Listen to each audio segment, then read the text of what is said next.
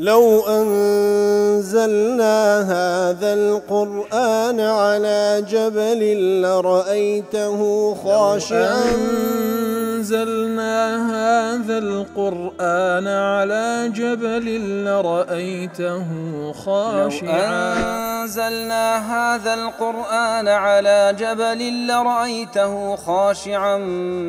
متصدعا من خشية الله. وتلك الأمثال نضربها للناس لعلهم يتفكرون.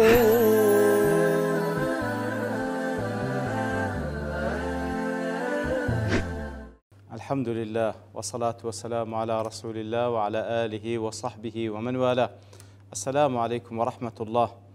برزنا خوش حالم لواني نوصت بيستوهش لوان كان تفسير القرآن بيروز بيم وخزمتان بس رضا من دي رب العالمين وهي وادارم اويازي السودي لور بقرن. أعوذ بالله من الشيطان الرجيم. بسم الله الرحمن الرحيم. وإذ قالوا اللهم إن كان هذا هو الحق من عندك فأمطر علينا حجارة من السماء أو ائتنا بعذاب أليم. والله خوشي وسنا وكلواني رابردوش لخزمة دوات بيروزة دابوين كرب العالمين باس لا هلويستي بباوران دكاتن كاتك وقريش كان دانقود دعايان دكرو دانقود أي پروردگارا اگر اوی کوا محمد صلى الله عليه وسلم دلي او قرآن لايتوا وكلامي توا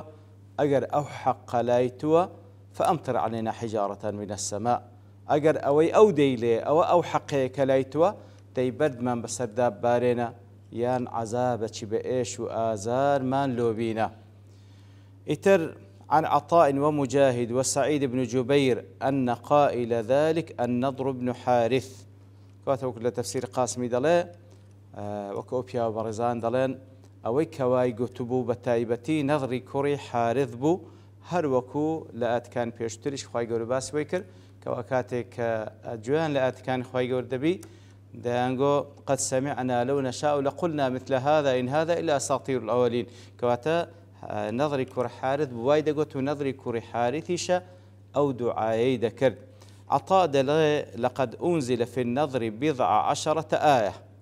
كواتا درباري نظري كوري حارث تسن وتزيات لدى آيات دابزية فحاق به ما سأل من العذاب يوم بدر يتر أو عذابيك أو داواي ذكر فعلا هات السري لرج بدر وكباس ما كركوا كجرا. وروى البخاري عن أنس أن قائل ذلك أبو جهل. لا إمام البخاري روايات ذكر لأنس كوا أويك أو دعاء ذكر أبو جهل بو إترى قال أبو جهل يجبيه فعلا الأويش لبدر كجرا إترى كوا ما بس ليريه بيان كردني سبب نزول آية لبورهم كرنوي آياتك أجرناك الآياتك باسي كس نكرايا أو بلقي لسلوي العبرة بعموم اللفظ لا بخصوص السبب كواتا بندي لوردجري لآياتك بويكوا لفظي عامة ولسر همو كسيك زيبا زيدا بكوا هلويستي برامبر بقرآن كالعنادي خوي دليتا أقر بيتو أو حق بلايتو يا رب العالمين خوايا بردمان بسر دابران يام عذابش بإيشو آزار من لو بنيرا. لا تفسير السعدي لتفسير كيدا ضلي قالوه على وجه الجزم منهم بباطلهم كواتا الأوقسيكاتي كذا كانوا أو دعاء ذا كان وكأنما يقينيان هيا على وجه الجزم منهم بباطلهم وتا يقينيان بباطلك إخوان هيا والجهل بما ينبغي من الخطاب وزاهليشا كواتا وكأنما يقينيان هيا أوان أو باطل إخوان حقوا أو كبيغمبر صلى الله عليه وسلم لا أخوي قولونيا لويه بالتأكيد أو دعاء ذكا وزاهليشا بويكوا بتزاهل بشواز خطاب كذن. فلو أنهم إذ أقاموا على باطلهم من الشبه والتمويهات ما أوجب لهم أن يكونوا على بصيرة ويقين منه قالوا لمن ناظرهم وادعى أن الحق مع إن كان هذا هو الحق من عندك فاهدينا له كواتا أجر بيتو أن لو فرزنا سر أو باطل إخوان بحساب بلقش بين نوا كوا يقين يعني أوان لسرين حقا كاتك ومناظرة وقفت قولي قال يكيك دكان كأويش مخالفي وانا أصل وايا أو إنسان بليتن أجر أوي أتو ديلي حقا داوا لە خوای گەورەکەم هیدایەتم بدە. بەڵام بەڕاستی ئەوان ئەو پەڕی عناد و تەکەببر نیشان دەدەن کاتێکەوە دەڵێن ئەگەر ئەوەی محەممەد صلی الله عليه وسلم باز کە ئەوە حەق لای تو خوایە بەرمان بەسەردا بارێنە کەواتە بەڕاستی ئەو پەڕی جەهلە بە خیتاب و ئەو پەڕی تەکەببر و عنادیە لە دەستگرتن بەو کوفرێکەوە لەسەرینا. فمنذ قالوا اللهم إن كان هذا هو الحق من عندك علم بمجرد قولهم أنهم السفهاء الأغبياء الجهلة الظالمون. كواتكاتك وان أو دعاء كان أو دزاندري أو أنا كسانيكي جمجن كسانيكا جاهل نفام ظالما فلو عاجلهم الله بعقاب لما أبقى منهم باقية. أجر خواي جور سبحانه وتعالى لقل لسر دعاكي أوان فعلا عذابيان لو بنيري چونك بالتأكيد أوي كوا پیغمبر پیتی صلى الله عليه وسلم أو حقيقة خوا نارديتي كواتوان شاني أو دعانا أقل ليان جيل بخواي جور قبولي بكا أو كسيان لنا ونامينه ولكنه تعالى دفع عنهم العذاب. والله الله تعالى عذاب ليان دفع كاللبرتي بسبب وجود الرسول بين أظهرهم بسبب أوي كوا وكريزك لبوي كوا پیغمبر لنيويانا صلى الله عليه وسلم خواي جور دعاء أو دعاء قبولناك أو عذابان لنانيري وكل آتي دعاء ترداد فرمي وما كان الله ليعذبهم وأنت فيهم. الله تعالى عذابيان نادا لكاتيك داك أتو لنا يا رسول الله وما كان الله معذبهم وهم يستغفرون. والله تعالىش عذابيان نادا لكاتيك تا استغفار دكن تروى كل تفسير قاسمي دلي وما كان الله ليعذبهم وأنت فيهم بيان للموجب لإمهالهم وعدم إجابة دعائهم. كواتخوي سبحانه وتعالى لبرتسي مهلتيان بيدا داو دعاء قبولناك وأن لا خوي عذاب اللونان وأنت فيهم كواتوكو رزق لبو بيان صلى الله عليه وسلم. واللام لتأكيد النفي وما كان الله ليعذبهم لامك لبو تأكيد نفي والدلالة على أن تعذيبهم والنبي بين أظهرهم غير مستقيم في الحكمة. كواتا بالتأكيد خواي قول عذابيان نادا لكاتك دا أتولنا بياني يا رسول الله لبر أوي عذاب داني قوميك لكاتك دا بيغنبر لنا بيانا أو لقى حكمة خواي قول تيكنا كاتو لأن سنته تعالى وحكمته ألا يعذب أمة ونبيها بين ظهرانيها. سنتي خواي قول سبحانه وتعالى قوم كان فيشو تريش وحكمتي خواي قولش أويك وأمتك عذاب نادا لكاتك ذاك وبيغنبر لنبيانا لأنه لو نزل العذاب في مكانهم لأصاب كل من كان فيه. كواتا أجر عذاب بيت أخواري لو منطقي كأواني تيدا لكاتك ذاك بيغنبريان تيدا صلى الله عليه وسلم هموي بعذابك تيدا سن وفيه إشعار بأنهم مرصدون بالعذاب إذا هاجر عنهم وهروها إشارة اشتدا أو آتا أجر بيغنبر صلى الله عليه وسلم لناويان نمين يبهزدت كردن معرزا عذاب بيت السريان. وما كان الله معذبهم وهم يستغفرون. كواتب راستي صمامي أمان لبو وجودي كافر كان صمامي أمان لبو مانوان لدواي أوهم الظلم زور داري كذي كان وجودي بيغنبر صلى الله عليه وسلم لنويان دواتيج دفرمي لدواي بيغنبر صلى الله عليه وسلم ما كان الله معذبهم وهم يستغفرون. كوابسي شيء وليك دريته يكميان أن المراد استغفار من بقي بين أظهرهم من المسلمين المستضعفين. كواتا وهم يستغفرون خواهي يقول عذابيان نادا لكاتك دا كسانية شان تيدا استغفار دا كان كلير دا بتفسير يكم واتمانوي أو مسلمان تساو ساواني كلمة كيما بنونا دتواهي زرد بكان كأوان استغفاريان ذكر أو ما نعبد بودا بزين عذاب. قال الطيبي وهذا الوجه أبلغ. طيبي دلي أو وجهان لهم بلغتر لدلالة على أن استغفار الغير مما يدفع به العذاب عن أمثال هؤلاء الكفرة. بروي أو بوشي وليك دانوية بلغير سروي أجر كسانيك داواي استغفار لي خوش بود كان لخواي قورة دبي تماي ويكوا عذاب لكافر كان جلادري حتى أوان لنابيان بن كواتمانوي مسلمانان لنيو كسانيك دا كوا بنات ساري لنيويان دمينينو أجر تي أوان ظالمو كافريشن أو صمامي أمان له بردوان بوني وان. بتفسير لك دانوي دوام أن المراد بدعاء الكفرة بالمغفرة. تفسير دوام أو كوا كافر كان جداوي لي خوش بون دكن وكاتك دالن غفرانك للطوافكان كاتك وطوافيان ذكر كما رواه ابن أبي حاتم فيكون مجرد طلب المغفرة منه تعالى مانعا من عذاب ولو من الكفرة كاتب لقدان ويدوى بەڵێ بە ئیستیغفاری خۆشیان کاتێک داوای لێ خۆشبوون دەکەن لە کاتێکدا لەسەر کوفری خۆشیان ئەوان تەوافیان لە دەوروبەری بیت دەکرد لەبەرەوەی خۆیان وا دادەنەکەوە میراتگیری یاخود لەسەر بەقایەی دینی ئیبراهیم عەلەیهی سەڵات وەسەلام ئیتر تەوافیان دەکرد لە تەوافەکەشیان یەک لەو ذکرانێک کە دایان کرد داوای لێخۆشبوونیان دەکرد دایان غوفرانێک ئیتر ئەگەر چی کافریشن بەڵام کە داوای ئیستیغفار دەکەن خواهي جور عذاب يعني منع ذكاء أول ليك دانوي دوم ليك دانوي سيم أن المراد بالاستغفار التوبة والرجوع عن جميع ما هم عليه من الكفر وغيره كواتا ليك دانوي سيم أويك أجر بيتو أوان توبة بكانوا بقرينوا لو كفر ولو دجاتي بيان صلى الله عليه وسلم أو عين خواهي جور عذاب يعني كواتا بوسي شيء ليك دراي توا وكل تفسيري وكل مسند إمام أحمد هاتيا لأبي سعيد الخدري دجرته خالي راز دفن بيان صلى الله عليه وسلم فرموي إن إبليس قال لربه إبليس بپروردگاري قلت بعزتك وجلالك قسم بعزة جلالك لا أبرح أغوي بني آدم ما دامت الأرواح فيهم قسم بعزة جلالته بردوام دبم لويكوا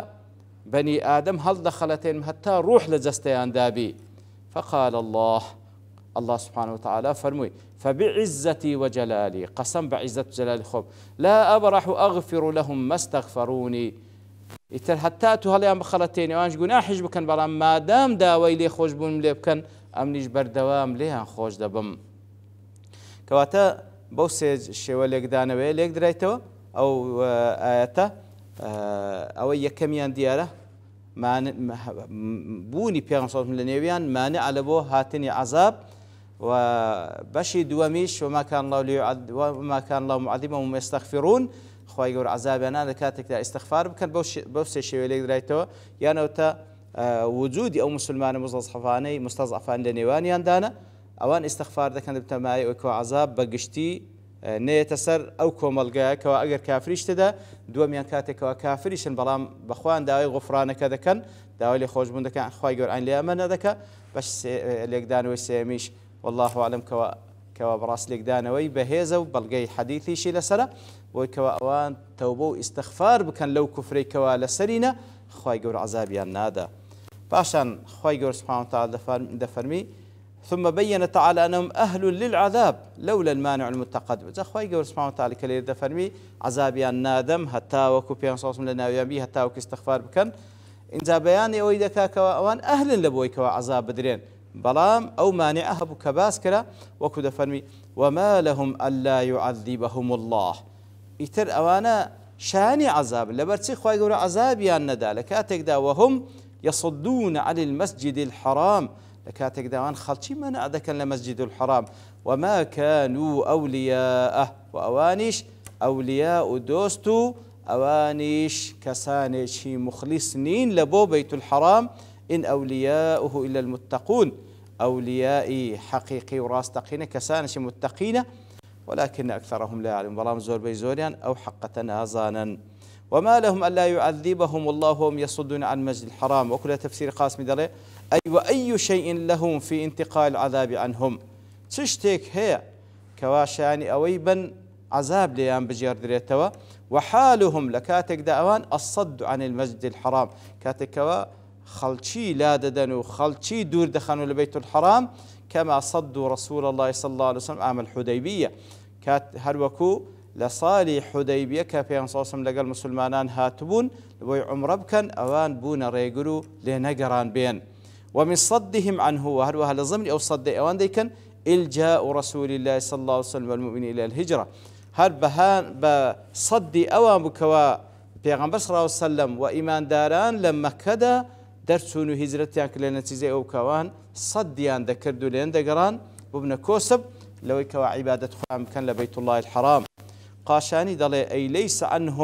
أي ليس عدم نزول عذاب لعدم استحقاقهم لذلك بحسب أنفسهم كواتا وهاي لك داتا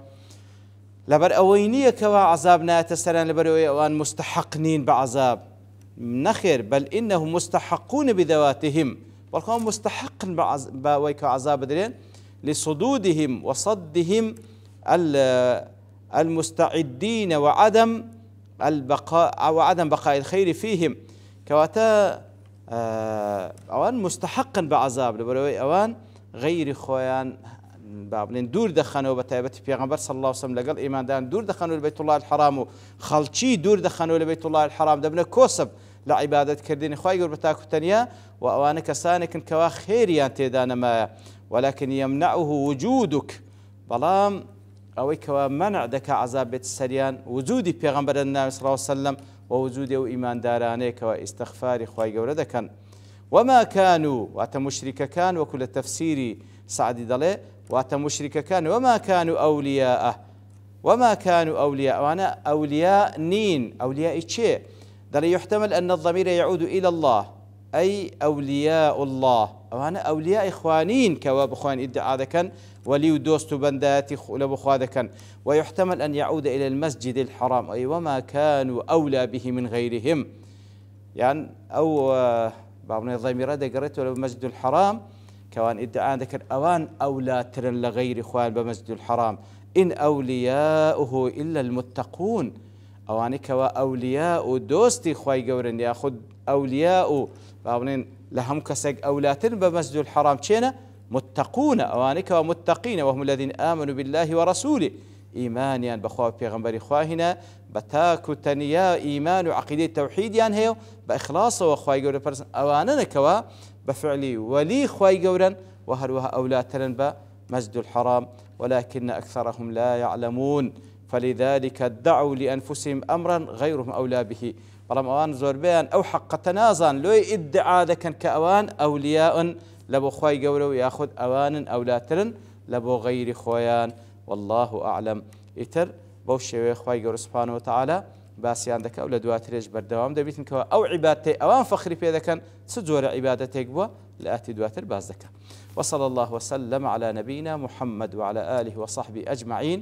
وآخر دعوانا الحمد لله رب العالمين لو أنزلنا هذا القرآن على جبل لرأيته خاشعا